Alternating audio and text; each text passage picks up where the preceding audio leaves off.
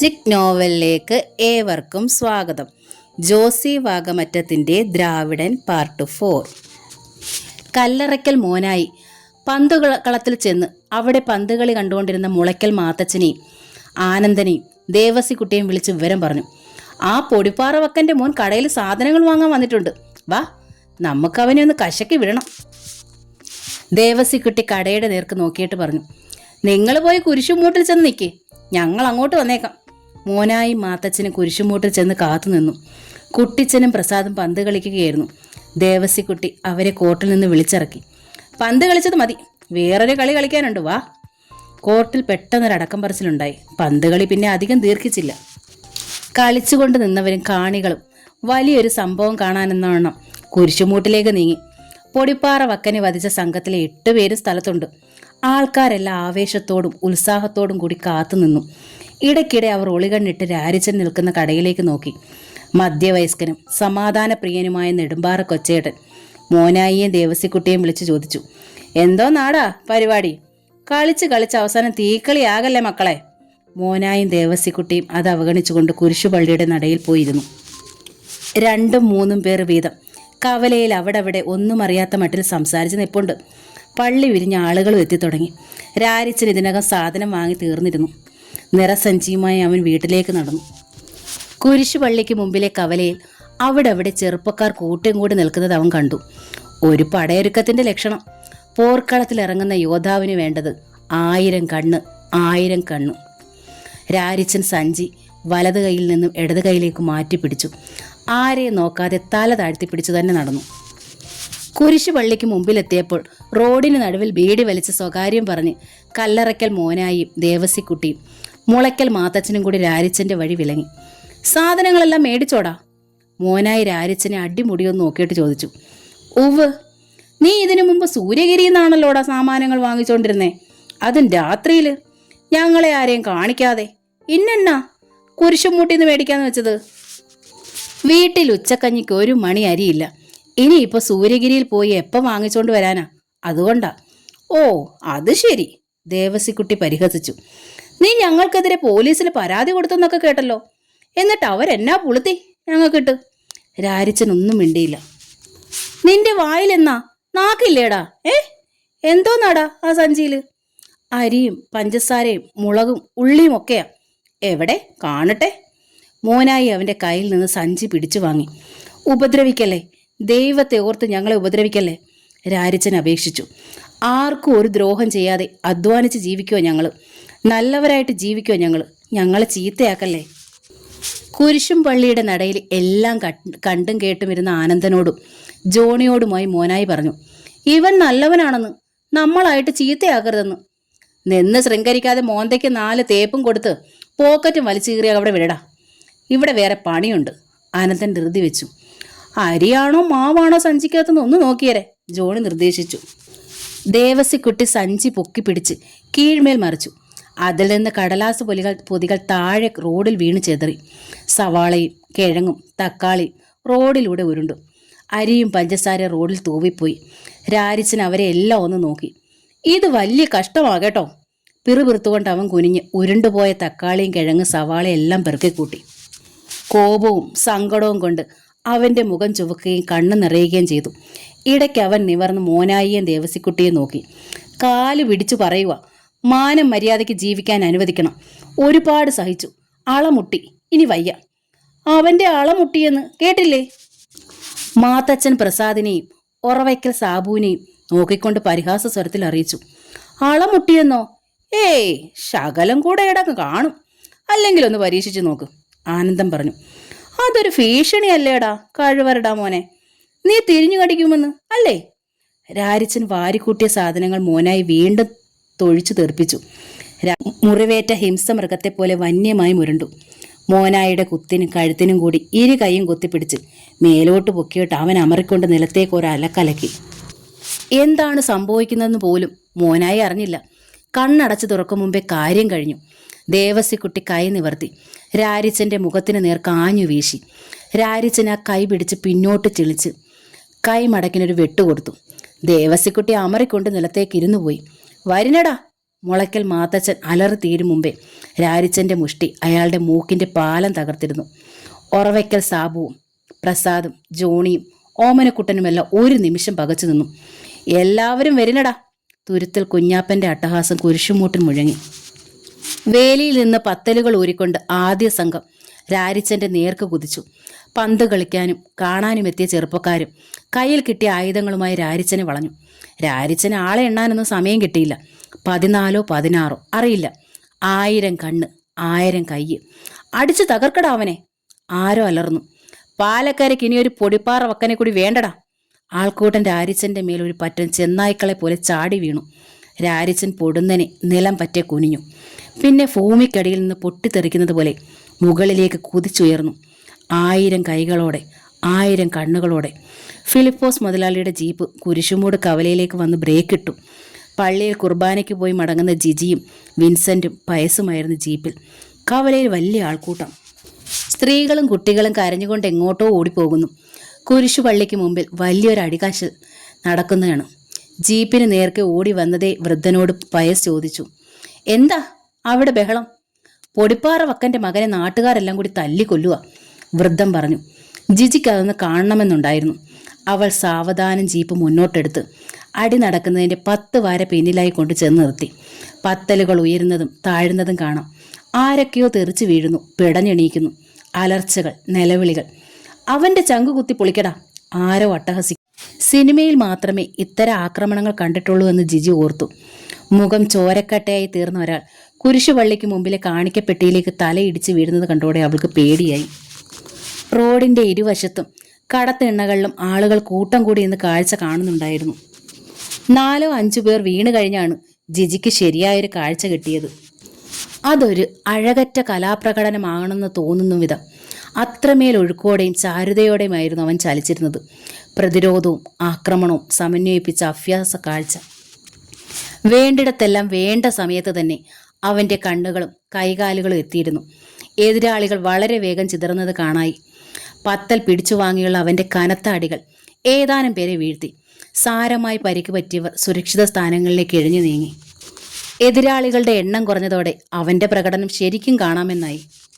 കളത്തിൽ ബാക്കിയുണ്ടായിരുന്ന വാളംപറമ്പിൽ ജോസിൻ്റെയും കല്ലറയ്ക്കൽ മോനായുടെ മുടിക്ക് കുത്തിപ്പിടിച്ച് രാരിച്ചൻ അവരുടെ തല തമ്മിൽ കൂട്ടിയിടിച്ചു.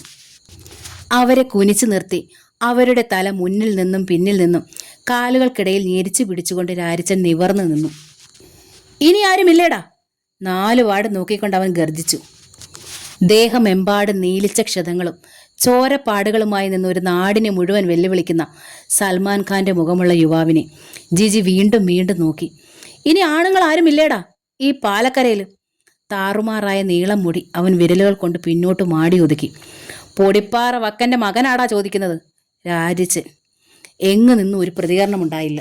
സമ്പൂർണമായ നിശബ്ദത. മാനമായിട്ട് അധ്വാനിച്ച് ജീവിക്കാൻ തീരുമാനിച്ചിരുന്നവനാടാ ഈ രാരിച്ചൻ. ആരെയും ദ്രോഹിക്കാതെ ഒതുങ്ങിക്കഴിയാൻ ആഗ്രഹിച്ചിരുന്നവരാടാ എൻ്റെ അമ്മയും പെങ്ങേമാരും. പക്ഷെ നിങ്ങൾ സമ്മതിക്കില്ല. ഞങ്ങളെ ജീവിക്കാൻ ഇവിടെ ആരും സമ്മതിക്കില്ല. അവൻ കാലുകൾക്കിടയിൽ നിന്ന് മോനായിയെയും ജോസിനെയും തൊഴിച്ചു മാറ്റി. പൊടിപ്പാറ വക്കൻ്റെ കാലം കഴിഞ്ഞെങ്കിൽ ഇനി രാരിച്ചൻ്റെ ഊഹമാണെന്ന് കരുതിക്കോടാ. അവൻ നിലത്തഴിഞ്ഞു കിടന്ന കൈലിയെടുത്ത് കുടഞ്ഞുകൊടുത്തു. എൻ്റെ അമ്മയോ പെങ്ങേമാരെയോ നിന്ദിക്കുന്നവൻ്റെ നാവ് ഞാൻ അരിയും. അവർക്കെതിരെ ഉയരുന്ന കൈ ഞാൻ വെട്ടിയെരിയും. അവരെ അപമാനിക്കുന്നവൻ്റെ കുടുംബം ഞാൻ കുളം. ഭൂമിയോളം ക്ഷമിച്ചില്ലേടാ പട്ടികളെ. അരുതേ അരുതേന്ന് കാല് പിടിച്ച് കരഞ്ഞില്ലേടാ. അവൻ കല്ലറയ്ക്കൽ മോനായുടെ കോളറിൽ പിടിച്ച് മേലോട്ട് പൊക്കി. വാരിയിടടാ സഞ്ചിയിൽ അരി സാധനങ്ങളും. രാരിച്ചൻ കടയിൽ നിന്ന് വാങ്ങിയ സാധനങ്ങൾ കടലാസ് പൊതികൾ പൊട്ടി അവിടെ ചിതറിക്കിടപ്പുണ്ടായിരുന്നു. കല്ലും മണ്ണും കൂടാതെ വേണം വാരിയിടാൻ. മോനായി അതെല്ലാം ശ്രദ്ധാപൂർവം വാരി സഞ്ചിയിലിട്ടു. ജിജി ജീപ്പ് മുന്നോട്ടെടുത്ത് രാരിച്ചൻ്റെ തൊട്ടു മുമ്പിൽ കൊണ്ടുപോയി നിർത്തി ഹോണടിച്ചു. രാരിച്ചൻ ഗൗനിച്ചതേയില്ല. ജിജി തുടരെ ഹോണടിച്ചുകൊണ്ടിരുന്നു. റോഡിന് നടുക്കാണ് രാരിച്ചൻ്റെ നിൽപ്പ്. മോനായി ഇനിയും സാധനങ്ങൾ പെറുക്കി തീർന്നിട്ടില്ല. ഹോണടി അസഹ്യമായപ്പോൾ രാരിച്ചൻ കലി പൂണ്ട് നേരെ ഡ്രൈവിംഗ് സീറ്റിനടുത്തേക്ക് ചെന്നു. നിന്റെ അമ്മയ്ക്ക് വായു ഗുളിക വാങ്ങിച്ചുകൊണ്ട് പോവുകയാണോടി നീ? കുറച്ച് കഴിഞ്ഞിട്ട് പോയാൽ മതിയടി പുല്ലേ. ജിജിയുടെ മുഖം മഞ്ഞളിച്ചു പോയി. കാഴ്ചക്കാരെല്ലാം കേൾക്കുകയാണ് ഈ പുലഫ്യം പറച്ചിൽ. എതിർത്ത് വല്ലതും പറഞ്ഞാൽ അവൻ വലിച്ച് പുറത്തിറക്കി തല്ലിയേക്കുമോ എന്ന് പോലും അവൾ ഭയപ്പെട്ടു. അവൾ വിൻസെന്റിനെയും പയസിനെയും നോക്കി. അവർ അമർഷത്തോടെ രാരിച്ചനെ തറപ്പിച്ചു നോക്കുകയായിരുന്നു. എന്നാൽ എതിർത്തെങ്കിലും പറയാൻ അവർക്കും ധൈര്യമുണ്ടായില്ല. നിനക്കൊന്നും ആണുങ്ങളെ തീരെ വിലയില്ല അല്ലേടി? പണി ചോദിച്ചു വരുന്നവൻ നിന്റെ കണ്ണിൽ തെണ്ടി. അത്താഴ പട്ടിണിക്കാരൻ. നിനക്ക് വെറും ചെറ്റ. നിനക്ക് ഞാൻ മനസ്സിലാക്കി തരാം. നിന്റെ തന്റെ ആങ്ങളുമാരുമല്ലാത്ത ഈ പാലക്കരയിൽ വേറെ ആണുങ്ങളുണ്ടെന്ന്. ജിജി അനങ്ങിയില്ല. രാരിച്ചൻ തിരികെ ചെന്ന് സഞ്ചി എടുത്തു. ഒരിക്കൽ കൂടി ആൾക്കാരെ എല്ലാം നോക്കി. പിന്നെ കാലുകൾ നീട്ടിവെച്ച് വീട്ടിലേക്ക് നടന്നു. ജിജി ദേഷ്യത്തിൽ ജീപ്പ് ഇരുമ്പിപ്പായിച്ച് കടന്നുപോയി. കുരിശുമൂട്ടിലെ ആൾക്കാർക്കിടയിൽ ശബ്ദമുണ്ടായി. എന്തായിരുന്നു അരമണിക്കൂർ നേരം കളി? ചിറക്കൽ കുഞ്ഞവറൻ ആശ്ചര്യസൂചകമായ ആംഗ്യങ്ങളോടെ പറഞ്ഞു. ഇവൻ പൊടിപ്പാറ വക്കനെയും കടത്തി വെട്ടും. പാലക്കരക്കാർക്കിനി സമാധാനമായിട്ട് ഉറങ്ങണ്ട. പൊടിപ്പാറ വക്കൻ പോയല്ലോ എന്ന് സമാധാനിച്ചിരുന്നതാ. തോട്ടുങ്കൽ കുഞ്ഞഗസ്തി കുണ്ഠിതപ്പെട്ടു. 16 പേര് നോക്കിയിട്ട് അവൻ്റെ പൂട പറിക്കാൻ പറ്റിയില്ലെന്ന് ഓർത്തിട്ടാ എൻ്റെ വിഷമം. ഒറ്റയ്ക്ക് അവൻ അടിച്ചു നേടിയില്ലേ? അവൻ്റെ ഒരു ചങ്കൂറ്റം. ആളുകൾ ഓരോരോ അഭിപ്രായങ്ങൾ പറഞ്ഞുകൊണ്ടിരുന്നു. എന്നാലും ഞാൻ ഇത്രയും വിചാരിച്ചില്ല കേട്ടോ. കൊച്ചിലെ മുതൽ കാണുന്നവനല്ലേ ഞാൻ അവനെ. ആരുടെ മുഖത്തു നോക്കാതെ, ആരോടും മിണ്ടാതെ, തലയും കുനിച്ച് ഒരുമാതിരി ഉറക്കം തൂങ്ങിയ പോലെ നടന്നവനാ. ഇതിങ്ങനെ വിട്ടാ പറ്റത്തില്ലല്ലോ. മുളയിലേ നുള്ളണം. അല്ലെങ്കിൽ പിന്നെ സൂചി കൊണ്ടെടുക്കേണ്ടടുത്ത് തൂമ്പ കൊണ്ടെടുക്കേണ്ടി വരും. ഒരു പൊടിപ്പാറ പക്കം പോയപ്പം അതിന് പകരം 2 ഇരട്ടിയുള്ള വേറൊരു പൊടിപ്പാറ പക്കൻ വന്നെന്ന് കൂട്ടിക്കോ. തയ്യിൽ കുരിയാ കടിക്കാത്ത പട്ടിയുടെ വായിൽ കോലിട്ട് കുത്തി കടിപ്പിച്ചതല്ലേ, ഇനി അനുഭവിക്കും. അരണ്ട നിലാവത്ത് തണുപ്പ് കാറ്റുമേറ്റ് ജിജി വീടിന്റെ ടെറസിലൂടെ നടന്നു. ദൂരെ കാഴ്ചയിലേക്ക് കണ്ണു നട്ട് നിൽക്കുമ്പോഴും അവളുടെ ഉള്ളിൽ കുരിശുമൂട്ടിലെ രംഗമായിരുന്നു തെളിഞ്ഞു നിന്നത്. തന്നെ കൊലപ്പെടുത്താനായി പാഞ്ഞെടുത്ത 10ഓ 15ഓ ചെറുപ്പക്കാരോട് ഒറ്റയ്ക്ക് അടിച്ചു നേടിയിട്ട് ഒരു ജെട്ടിയും കീറിപ്പറഞ്ഞ ഷർട്ടും മാത്രമായി നിന്ന് ടാർസനെ പോലെ വിജയാട്ടഹാസം മുഴക്കുന്ന യുവാവ്. തടിച്ചു നീണ്ട ബലിഷ്ഠമായ കൈകാലുകൾ, വിരിഞ്ഞ് മസിലുകൾ പിടയ്ക്കുന്ന നെഞ്ചും, പേശിബന്ധമായ ഉദരവും, ഒതുങ്ങിയ അരക്കെട്ടും. മുമ്പ് വീട്ടിൽ വന്ന് കണ്ടപ്പോൾ ഇത്രയൊന്നും തോന്നിയില്ല. എല്ലാറ്റിനും ഉപരി സൽമാൻ ഖാന്റെ മുഖം, നീലം കലർന്ന കണ്ണുകൾ. അത് പൊടിപ്പാറ വക്കൻ്റെ മകൻ തന്നെയോ? എന്നാൽ ഒരു ക്രിമിനലിന്റെ മുഖമല്ല അവൻ്റേത്. ആ കണ്ണുകളും അതല്ല.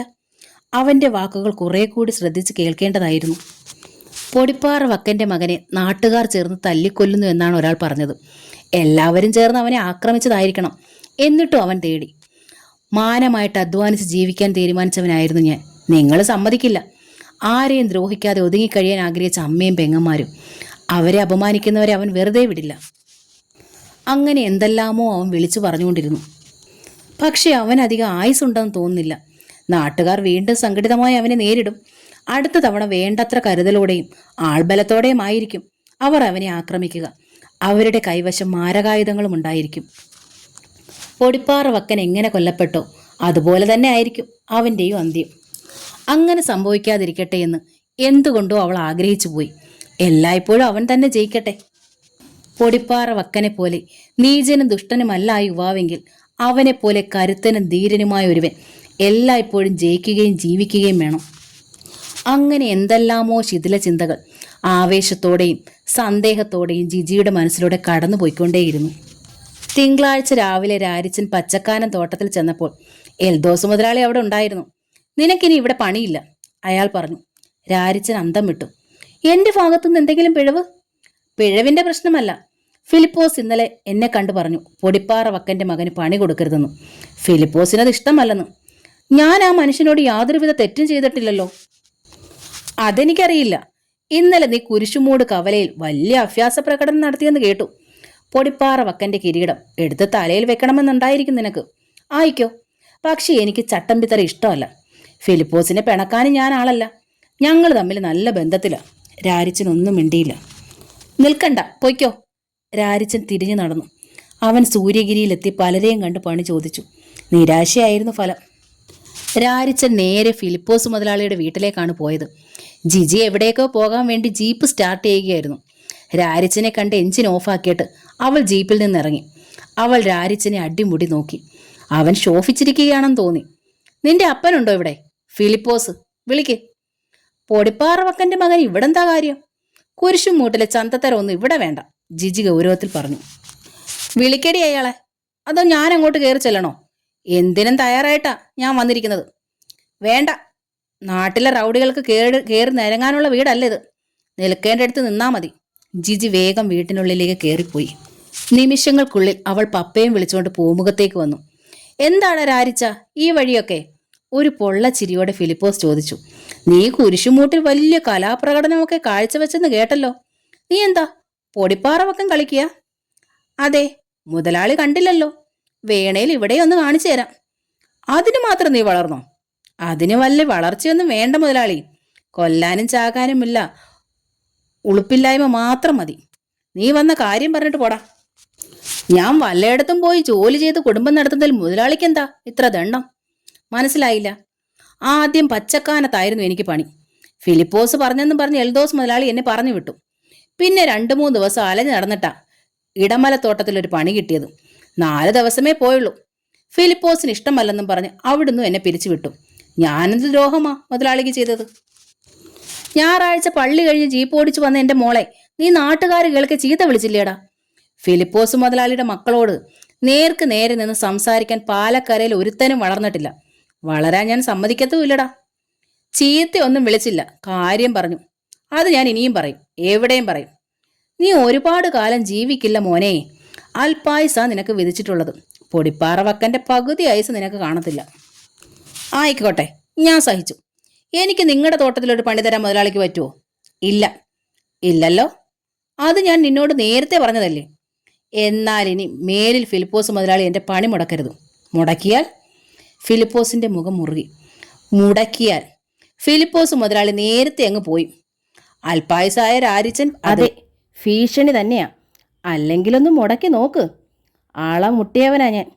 എൻ്റെ അമ്മയുടെയും പെങ്ങന്മാരുടെയും ജീവിതം മുടക്കരുത്. മുടക്കുന്നവൻ പിന്നെ ഭൂമിക്ക് മീതെ ജീവിച്ചിരിക്കില്ല. അത്രയും പറഞ്ഞിട്ട് രാരിച്ചൻ തിരിഞ്ഞു നടന്നു. മുറ്റത്തിൻ്റെ പാതിയോളം ചെന്നിട്ട് അവൻ തിരിഞ്ഞു വന്നു. ദ്രോഹിച്ചാൽ പൊടിപ്പാറ വക്കനേക്കാൾ മൂർഖന പൊടിപ്പാറ വക്കൻ്റെ മകൻ. എഴുതി വെച്ച് കൂടെ കൂടെ വായിച്ചോ. ഇത് പറയാനാ ഞാൻ വന്നത്. അവൻ കൈകൾ വീശി നടന്നുപോയി. വിൻസെൻ്റെ! ഇടി വെട്ടും പോലെ ഫിലിപ്പോസ് മുതലാളി വിളിച്ചു. വിൻസെൻറ്റും പയസും ഒന്നിച്ചാണ് വന്നത്. ആ തല ഇനി പാലക്കരയ്ക്ക് വേണ്ട, മനസ്സിലായോടാ? ആൺമക്കൾ 2 പേരും ഒരുപോലെ തലകുലുക്കി. സാധനങ്ങൾ വാങ്ങാൻ രാരിച്ചൻ കുറിച്ചുവിട്ട ലിസ്റ്റുമായി കുരിശുമീട്ടിലേക്ക് പോയ ജിൻസി വെറും കൈയോടെ തിരിച്ചെത്തി. എന്തു പറ്റിയടി? എവിടെ സാധനങ്ങൾ? രാരിച്ചൻ ചോദിച്ചു. കടയിൽ ചെന്ന് ചോദിച്ചിട്ട് സാധനങ്ങളൊന്നും തന്നില്ല, ജിൻസി പറഞ്ഞു. ആരുടെ കടയിലാണ് ചോദിച്ചത്? കുഞ്ഞുമോൻ ചേട്ടൻ്റെ കടയിലാണ് ആദ്യം പോയത്. അവിടെ സാധനങ്ങളൊന്നും ഇല്ലെന്ന് പറഞ്ഞു. ആരാ പറഞ്ഞത്? കുഞ്ഞുമോൻ ചേട്ടൻ. എന്നിട്ട് ബഷീർക്കാടെ കടയിലും പോയി. അവനും പറഞ്ഞോ സാധനങ്ങൾ തരില്ലെന്നും? പറഞ്ഞു. രാരിച്ചൻ്റെ കണ്ണുകൾ ചെറുതായി. അത് ശരി, അങ്ങനെയാണ് കാര്യങ്ങൾ. രാരിച്ചൻ വേഗം മുറിക്കകത്ത് കയറി ഷർട്ട് എടുത്തിട്ടു. നീ എങ്ങോട്ടാ രാരിച്ച? മോളി പരിഭ്രമത്തോടെ ചോദിച്ചു. കുരിശുമൂട് വരെ പോവുകയാ. അരി സാധനങ്ങൾ മേടിക്കണ്ടേ? അത്താഴ പട്ടിണി കിടക്കാൻ വയ്യല്ലോ. അവർ സാധനങ്ങൾ തരില്ലെന്നല്ലേ പറഞ്ഞത്? അതിൻ്റെ കാരണമെന്നറിയണ്ടേ? സാധനം മേടിച്ചിട്ട് നമ്മൾ തവിടൊന്നും അല്ലല്ലോ കൊടുക്കുന്നത്, കാശല്ലേ. നമ്മുടെ കാശിനൊരു വിലയുമില്ലേ? രാരിച്ചൻ തലയണ കീഴിൽ നിന്ന് കടാര എടുത്ത് എളിയിൽ തിരികെ. നീ എന്തു ഭാവിച്ചാ രാരിച്ച? ചേച്ചി അവിടെങ്ങാനും പോയിരിക്കെ. അവൻ തിണ്ണയിലേക്ക് ഇറങ്ങി. ജിൻസിയുടെ കയ്യിൽ നിന്ന് കുറിപ്പടിയും സഞ്ചിയും വാങ്ങി. അമ്മേ! മോളി വിളിച്ചു. ത്രേസ്യാമ്മ കിണറിനരികെ തുണി അലക്കിക്കൊണ്ട് നിൽക്കുകയായിരുന്നു. അമ്മേ, ദേ ഈ രാരിച്ചൻ വഴക്കുണ്ടാക്കാൻ പോണു. പോകരുതെന്ന് പറ. രാരിച്ചൻ ഇറങ്ങി നടന്നു കഴിഞ്ഞു. രാരിച്ച നിൽക്ക്, ഞാനാ പറഞ്ഞത്, അവിടെ നിൽക്കാൻ. ത്രേസ്യാമ്മ വിളിച്ചു പറഞ്ഞു. രാരിച്ചൻ തിരിഞ്ഞുപോലും നോക്കാതെ കാലുകൾ നീട്ടിവെച്ച് നടന്നു. മോളി കുറേ നേരം അവൻ്റെ കൂടെ പോവുകയുണ്ടായി. രാരിച്ചൻ കുരിശുമൂട് കവലയിലേക്ക് വരുന്നത് കണ്ടതോടെ കടയിലുണ്ടായിരുന്ന ആളുകളുടെ സംസാരം നിലച്ചു. ചിലർ റോഡിലേക്ക് ഇറങ്ങി മാറി നിന്നു. വെള്ളിലാമ്പാറ കുട്ടപ്പൻ റോഡിന് നടുവിലായി മാറി നിന്ന് മുറിപിടി ആഞ്ഞു വലിച്ചു. രാരിച്ചൻ അയാളെ നോക്കി. എന്താടാ, റോഡിൻ്റെ നടുക്കാണോടാ നീ എളിഞ്ഞു നിൽക്കുന്നേ? കുരിശുമൂട കവലയിൽ നിന്നും ഞായറാഴ്ച വൈകുന്നേരം താൻ സൃഷ്ടിച്ച നടുക്കം ഇപ്പോഴും നിലനിൽക്കുന്നുണ്ടോ എന്ന് പരീക്ഷിക്കാൻ വേണ്ടിയാണ് രാരിച്ചൻ ചോദിച്ചത്. കുട്ടപ്പൻ വേഗം റോഡിനരികിലേക്ക് മാറിയിരുന്നു. കുഴപ്പമൊന്നുമില്ലെന്ന് രാരിച്ചന് മനസ്സിലായി. തൻ്റെ ശബ്ദത്തിന് വിലയുണ്ടിവിടെ. വേലിക്കൽ പാപ്പി കിലുക്കിക്കുത്ത് വെച്ചിട്ടുണ്ട്. ചുറ്റും 2-3 കളിക്കാരുമുണ്ട്. രാരിച്ചൻ അങ്ങോട്ട് ചെന്നതോടെ ആളുകൾ മാറിക്കളഞ്ഞു. വേലിക്കൽ പാപ്പി കട്ടയും പടവും മടക്കി. ഇരിക്കടാ അവിടെ, രാരിച്ചൻ ആജ്ഞാപിച്ചു.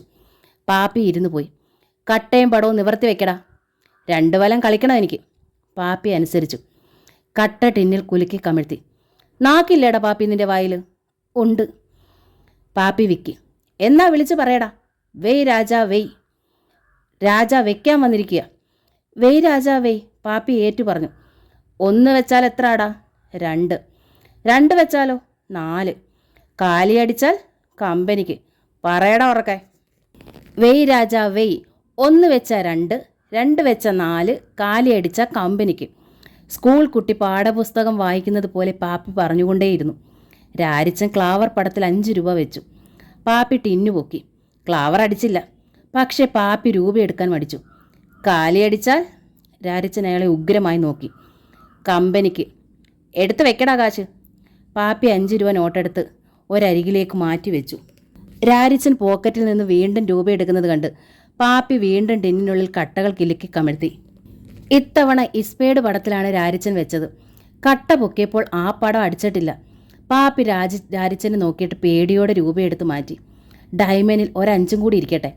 പാപ്പി കട്ട കിലുക്കി കമഴ്ത്തിയ ശേഷം പൊക്കി. 3 ചന്ദ്രനാണ് അടിച്ചിരിക്കുന്നത്. വരശില്ല നിർത്തി. രാരിച്ചൻ എഴുന്നേറ്റു. പാപ്പി 15 രൂപ എടുത്ത് രാരിച്ചൻ്റെ നേർക്ക് നീട്ടി. എനിക്ക് വേണ്ടത്. നീ പിന്നെ പുണ്യത്തിനാണോടാ ഇവരെ കിലുക്കി കുത്ത് കളിക്കാനിരിക്കുന്നേ? അല്ല. പിന്നെ? നോട്ടെടുത്ത് നോക്കടാ. റിസർവ് ബാങ്ക് ഗവർണറുടെ ഒപ്പമുണ്ടോന്ന്. പാപ്പി പേടിച്ച് നോട്ടിൽ നോക്കി. ഉണ്ടല്ലോ. കള്ളനോട്ടൊന്നും അല്ലല്ലോ. പാപ്പി തലയാട്ടി. രാരിച്ചൻ കുഞ്ഞുമോൻ്റെ പലചരക്ക് കടയിലേക്ക് നീങ്ങി. കടത്തണ്ണയിലുണ്ടായിരുന്ന 4-5 പേർ വേഗം റോഡിലേക്ക് ഇറങ്ങി നിന്നു. രാരിച്ചൻ പോക്കറ്റിൽ നിന്ന് വേണ്ട സാധനങ്ങളുടെ ലിസ്റ്റ് എടുത്ത് കുഞ്ഞുമോൻ്റെ മേശപ്പുറത്ത് വെച്ചു. വേഗം സാധനങ്ങൾ എടുക്ക്. കുഞ്ഞുമോൻ അനങ്ങാതെ നിന്നു. എന്താടാ പറഞ്ഞത് കേട്ടില്ലേ? നിനക്കിവിടെ തരാനിവിടെ സാധനങ്ങളില്ല. രാരിച്ചൻ കണ്ണു ചിമ്മി. നീ പിന്നെ ചെരയ്ക്കാനാണോടാ കടയും തുറന്നു വെച്ച് സാധനങ്ങളുമായിട്ടിരിക്കുന്നത്? അതോ നിനക്ക് തന്നെത്താൻ പുഴുങ്ങി തിന്നാനാണോ ഇതല്ല? നിനക്ക് ഇവിടുത്തെ ഒരു കടയിൽ നിന്ന് സാധനങ്ങൾ കൊടുക്കരുതെന്നാ. എന്നാര് പറഞ്ഞു? ഫിലിപ്പോസ് മുതലാളിയോ? കുഞ്ഞുമോൻ തല കുലുക്കി. ഫിലിപ്പോസ് മുതലാളി ആരാ? നിന്റെ അച്ഛനോ? മുതലാളിയുടെ മാത്രമല്ല, നാട്ടുകാരുടെ എല്ലാം തീരുമാനം അങ്ങനെ. ഓ അത് ശരി. രാരിച്ചൻ ചിരിച്ചു. പിന്നെ എളിയിൽ നിന്ന് കടാര എടുത്തു. കുഞ്ഞുമോൻ്റെ മുഖത്തെ ചോരമായി അപ്രത്യക്ഷമായി. കടാര മേശപ്പുറത്ത് വെച്ചിട്ട് രാരിച്ചൻ പറഞ്ഞു. എൻ്റെ അപ്പൻ്റെ ആയുധമാണിത്. പൊടിപ്പാറ വക്കൻ്റെ. ഞാനിതുവരെ ഉപയോഗിച്ചിട്ടില്ല. രാരിച്ചൻ പോക്കറ്റിൽ നിന്ന് 1 രൂപ നാണയം എടുത്തു. എന്നിട്ട് കുഞ്ഞുമോനോട് ചോദിച്ചു. ഹെഡ് വേണോ ടെയിൽ വേണോ നിനക്ക്? കുഞ്ഞുമോൻ അന്തം വിട്ടു നിന്നു. നീ പറയുന്ന വശം വീണ ഞാൻ ഇവിടുന്ന് മിണ്ടാതെ ഇറങ്ങിപ്പോവും. അതല്ല മറിച്ചാണ് വീണതെങ്കിൽ ഒരൊറ്റ കുത്ത് ഞാൻ കുത്തും നിനക്കിട്ട്. അത് നിന്റെ ചങ്കിലാണോ കരളിലാണോ എന്നൊന്നും നോക്കുകയില്ല. രാരിച്ചൻ നാണയം കറക്കി മുകളിലേക്കിട്ടു. അത് താഴേക്ക് വന്നപ്പോൾ 2 കൈകൊണ്ടും പൊതിഞ്ഞു പിടിച്ചു. പറയടാ, ഹെഡ് വേണോ ടെയിൽ വേണോ നിനക്ക്? കുഞ്ഞുമോൻ്റെ പാതാതി കേശം ഒരു വിറയൽ പടർന്നു. അയാൾ രാരിച്ചനെ നോക്കി. കടയ്ക്ക് വെളിയിലും റോഡിലുമായി ഇങ്ങോട്ട് നോക്കി നിൽക്കുന്ന ആളുകളെ നോക്കി. വേഗം പറ. രാരിച്ചൻ അക്ഷമനായി. കുഞ്ഞുമോൻ വേഗം മേശപ്പുറത്തിരുന്ന ലിസ്റ്റ് എടുത്തു. തിടുക്കത്തിൽ അതിൽ പറഞ്ഞിരുന്ന സാധനങ്ങൾ എടുക്കാൻ തുടങ്ങി. എല്ലാം എടുത്ത് അയാൾ സഞ്ചിയിലാക്കിയ ശേഷമേ രാരിച്ചൻ കൈ വിടർത്തിയുള്ളൂ. നാണയം തിരികെ പോക്കറ്റിലിട്ടിട്ട് അവൻ ചോദിച്ചു. എത്രയായി? കുഞ്ഞുമോൻ കണക്ക് കൂട്ടി. 124 രൂപ 50 പൈസ. രാരിച്ചൻ പോക്കറ്റിൽ നിന്ന് രൂപ എണ്ണിക്കൊടുത്തു. സഞ്ചിയും തൂക്കി കടയിൽ നിന്നും ഇറങ്ങി. പീലിപ്പാപ്പൻ്റെ കടയിൽ ചെന്ന് 1 കെട്ട് ബീഡി ചോദിച്ചു. ഒരക്ഷരം മിണ്ടാതെ പീലിപ്പാപ്പൻ ബീഡി എടുത്തു കൊടുത്തു. ബഷീറിൻ്റെ കടയിൽ നിന്ന് ഷേവ് ചെയ്യാനുള്ള ബ്ലേഡ് വാങ്ങി. പീതാംബരൻ്റെ ചായക്കടയിൽ കയറി ഒരു ചായയും ബോണ്ടയും പരിപ്പുവടയും കഴിച്ചു. ഒരിടത്തും എതിർപ്പിൻ്റെ നേരിയ സൂചന പോലും ഉണ്ടായിരുന്നില്ല. രാരിച്ചൻ സഞ്ചിയും തൂക്കി കവലയിലേക്ക് ഇറങ്ങി. തിരിഞ്ഞു നിന്ന് കടകളിലും റോഡിലുള്ളവരെയും നോക്കി. എടാ, അവൻ അട്ടഹസിച്ചു. നാളെയും സാധനങ്ങൾ മേടിക്കാൻ ഞാനിവിടെ വരും. ചിലപ്പോൾ എൻ്റെ അമ്മയായിരിക്കും വരുന്നത്, അല്ലെങ്കിൽ എൻ്റെ പെങ്ങളായിരിക്കും. ചോദിക്കുന്ന സാധനം പൊതിഞ്ഞു കെട്ടി കൊടുത്തു വിട്ടില്ലെങ്കിൽ ഈ കുരിശുമൂട് കവലയിൽ ഒറ്റൊരുത്തം കട നടത്തുകയില്ല. അടിച്ചു പൊളിച്ച് താഴത്തെ കണ്ടത്തിലെറിയും ഞാൻ. കുരിശുമൂട് കവലയിൽ നിന്ന് പ്രതികരണമൊന്നും ഉണ്ടായില്ല. ഓശാരത്തിനൊന്നും അല്ലല്ലോടാ, പറയുന്ന കാശ് എണ്ണി തന്നിട്ടാ സാധനം വാങ്ങിക്കുന്നത്. രാരിച്ചൻ നടന്നു നേരെ കള്ളുഷാപ്പിലേക്ക്. ഷാപ്പിൽ നല്ല തിരക്കുണ്ടായിരുന്നു. കുടിയന്മാർ തിന്നുകയും കുടിക്കുകയും ഒച്ച വെച്ച് സംസാരിക്കുകയും ഗീർവാണം മുഴക്കുകയും ചിരിക്കുകയും ഡെസ്കിൽ കൈയടിച്ച് പാടുകയും ചെയ്യുന്നുണ്ടായിരുന്നു. രാരിച്ചൻ ഷാപ്പിലേക്ക് കയറിയതോടെ എല്ലാം നിലച്ചു. പരിപൂർണ നിശബ്ദത. സഞ്ചി നിലത്ത് വെച്ചിട്ട് രാരിച്ചൻ ഒരു ബെഞ്ചിലിരുന്നു. ഒരു കാലുയർത്തി ബെഞ്ചിലേക്ക് കയറ്റി വെച്ചു. ആ ബെഞ്ചിൽ മദ്യപിച്ചുകൊണ്ടിരുന്ന 2 പേർ എഴുന്നേറ്റ് അടുത്ത ബെഞ്ചിലേക്ക് മാറി. കുമാര, ഒരു കുപ്പി. രാരിച്ചൻ പറഞ്ഞു. നിമിഷങ്ങൾക്കുള്ളിൽ കള്ളുകുപ്പിയും ഗ്ലാസ്സും എത്തി. കഴിക്കാൻ എന്താ ഉള്ളത്? കപ്പയും മീൻകറിയും. എടുക്ക്. രാരിച്ചൻ കള്ള് ഗ്ലാസ്സിലേക്ക് ഒഴിച്ചു. ഗ്ലാസ് എടുത്ത് ചുണ്ടോടടുപ്പിച്ചു. ഒരു പുളിമണം. ജീവിതത്തിൽ ആദ്യമായിട്ട് കുടിക്കുകയാണ്. പുളിയും ചവർപ്പും നേരിയ മധുരവും. അപ്പോൾ ഇതാണ് കള്ള്. മനം പെരട്ടൻ. കുമാര! രാരിച്ചൻ ഗർജിച്ചു. കപ്പയും മീൻകറിയുമായി കുമാരൻ വന്നു. കഴിവരടാ മോനെ, ഇതാണോടാ കള്ള്? ഇങ്ങനെയാണോടാ കള്ളിരിക്കുന്നത്? രാരിച്ചൻ ഗ്ലാസ് കുപ്പിയിലേക്ക് ആഞ്ഞടിച്ചു. ഗ്ലാസും കള്ളുകുപ്പിയും പൊട്ടിച്ചിതറി.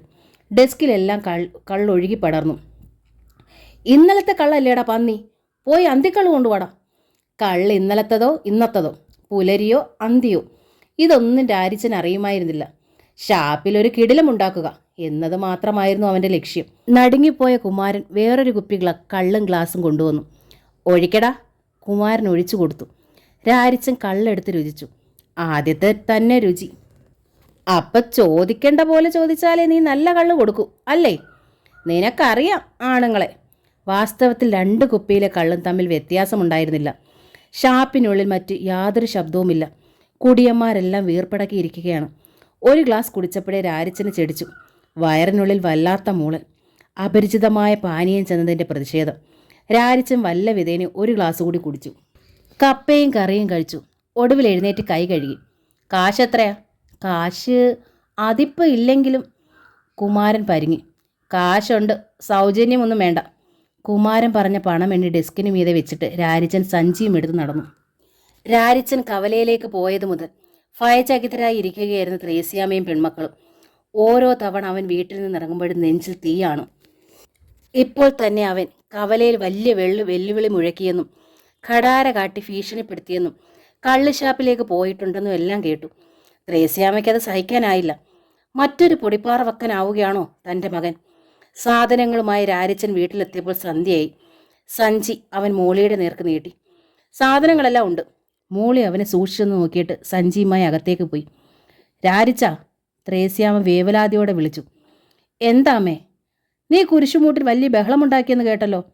കടാര എടുത്ത് വെല്ലുവിളിച്ചെന്നോ മറ്റോ? ആ, ശരിയാ. നീ കള്ളുഷാപ്പിൽ കയറി കള്ളു കുടിച്ചോ? കുടിച്ചു. നീ എന്ത് ഭാവിച്ച ഇത്? അമ്മയ്ക്കറിയത്തില്ലേ? അവൻ തിരിഞ്ഞ് അമ്മയെ നോക്കി. ഒരു വേഷം കെട്ടിയാൽ അതിനൊപ്പിച്ചാടണം. ആടുകയാ ഞാൻ. ആരാ നിന്നെ ഈ വേഷം കെട്ടിച്ചത്? ഈ അമ്മയല്ലേ? അമ്മ തന്നെ പറയുന്നു എൻ്റെ മോൻ ഇനി ഈ വേഷം അഴിച്ചു വെക്കണം. നിനക്കിതൊട്ടും ഇണങ്ങുന്നില്ല. നമ്മുടെ കുടുംബത്തിന് ഇണങ്ങുന്നില്ല ഇത്. നമുക്കിത് വേണ്ട. അമ്മയല്ല, ഈ നാട്ടുകാരെല്ലാം കൂടി കെട്ടിച്ച വേഷമാണിത്. ഇനി അവർ വേണം ഇത് അഴിച്ചു നീക്കാൻ. അതുവരെ ഞാൻ ഈ വേഷം കെട്ടിയാടും. എന്നെക്കൊണ്ട് പറ്റുന്നത് പോലെ തകർത്താടും. അവൻ തൻ്റെ മുറിയിലേക്ക് പോയി. ഷർട്ട് ഊരി അഴയിലേക്ക് എറിഞ്ഞു. കടാര തലേണ കീഴിൽ വെച്ചു. കട്ടിലിരുന്നു. ഒരു ബീഡി കൊളുത്തി വലിച്ചു. മുറിയിലേക്ക് വന്നു. നീ പുകവലിയും തുടങ്ങിയോ? അവൾ ശാസനാസ്വരത്തിൽ ചോദിച്ചു. ഒന്നും വേണ്ടെന്ന് വെക്കുന്നില്ല. പൊടിപ്പാറ വക്കന്, അതായത് എൻ്റെ നിൻ്റെ അപ്പന് വേറെയും ഉണ്ടായിരുന്ന ദുർഗുണങ്ങൾ പലതും. പിടിച്ചുപറി, മോഷണം, കൊള്ള, കൊലപാതകം, ബലാത്സംഗം. പൊടിപ്പാറ വക്കൻ അങ്ങേർക്ക് ശരിയെന്ന് തോന്നിയതൊക്കെ ചെയ്തു. രാരിച്ചൻ അവന് ശരിയെന്ന് തോന്നിയതൊക്കെ ചെയ്യും. 2 പേരെ ഒരേ ത്രാസിലിട്ട് തൂക്കണ്ട. മോളി അവൻ്റെ അരികിൽ കട്ടിലിരുന്നു. രാരിച്ച! വാത്സല്യത്തോടെ അവൾ വിളിച്ചു. മതി മോനെ.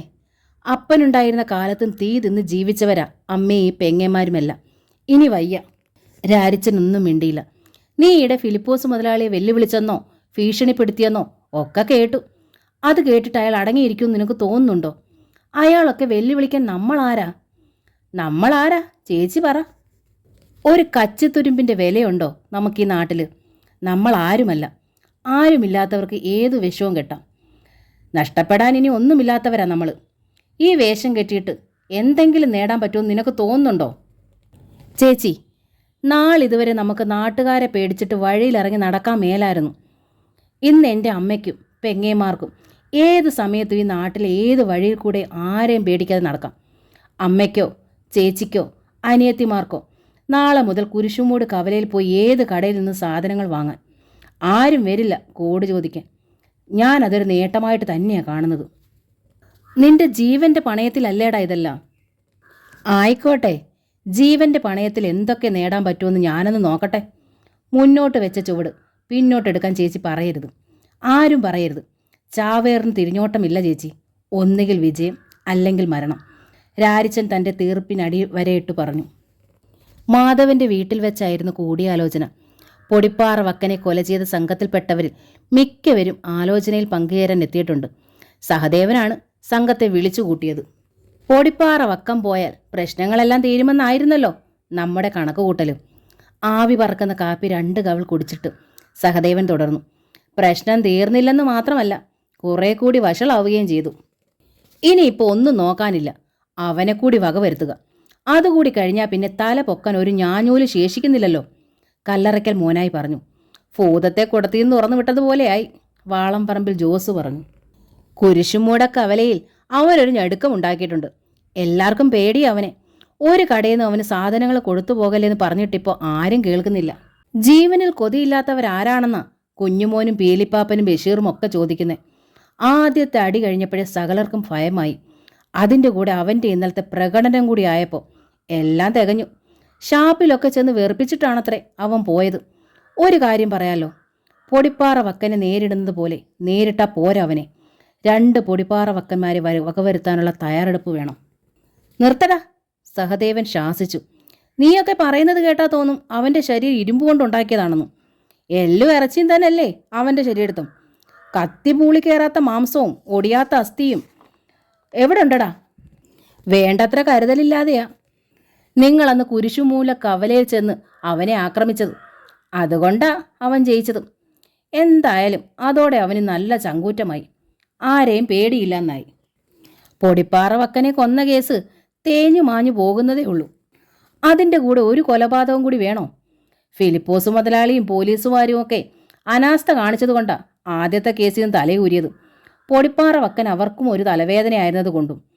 രാരിച്ചനെ കൊന്നാൽ അതുപോലെ തലയൂരാൻ പറ്റുമെന്ന് തോന്നുന്നില്ല, മുടിക്കൽ ശശി പറഞ്ഞു. എന്നു മാത്രമല്ല, പൊടിപ്പാറ വക്കനെ കൊന്നപ്പോൾ 2 പേരെയാ നമ്മുടെ കൂട്ടത്തിൽ നിന്ന് പോയത്. അത്രയും മുൻകരുതലുണ്ടായിരുന്നിട്ടും ഇവൻ പോകുമ്പോൾ ഒരു 4 പേരെങ്കിലും കൂടെ കൊണ്ടുപോകും. ഉറപ്പാ. ആർക്കാ ജീവന് കൊതിയില്ലാത്തത്? ചാവാൻ തയ്യാറുള്ളവരോ 3-4 പേരുണ്ടെങ്കിൽ തെറ്റില്ല, മുടിക്കൽ ശശി പറഞ്ഞു. ചതിച്ചു കൊല്ലണമടാ ആ ചെറ്റെ, സഹദേവൻ ചീറി. ജോസി വാഗമറ്റത്തിൻ്റെ ദ്രാവിഡൻ എന്ന നോവലിൻ്റെ ഈ ഭാഗം ഇവിടെ പൂർണ്ണമാവുകയാണ്. ഈ നോവൽ നിങ്ങൾക്കിഷ്ടമായെങ്കിൽ സബ്സ്ക്രൈബ് ചെയ്യാതാണ് നിങ്ങളിത് കാണുന്നതെങ്കിൽ പ്ലീസ് ഒന്ന് സബ്സ്ക്രൈബ് ചെയ്യണേ. താങ്ക്